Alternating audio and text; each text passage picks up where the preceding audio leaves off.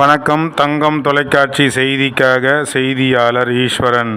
ராணிப்பேட்டை மாவட்டம் வாலாஜா ஒன்றியத்தில் உள்ள அமனந்தாங்கல் கிராமத்தில் ஸ்ரீ பொன்னியம்மன் திருவிழா தொடங்கி நடைபெற்று வருகிறது. இன்று மாலை பொன்னியம்மன் ஆலயத்தில் பெண் பக்தர்களால் திருவிளக்கு பூஜை வெகு சிறப்பான முறையில் நடைபெற்றது. இதில் இந்து மக்கள் கட்சியைச் சேர்ந்த வேலூர் கோட்ட தலைவர் வாலாஜாபேட்டையைச் சேர்ந்த எஸ்.கே. மோகன் அவர்கள் கலந்து கொண்டு, தெய்வீக பணியில் நாம் தொடர்ந்து ஈடுபடும் போது நம்முடைய குடும்பமும் உலக மக்களும் நன்மை பெறுவார்கள்.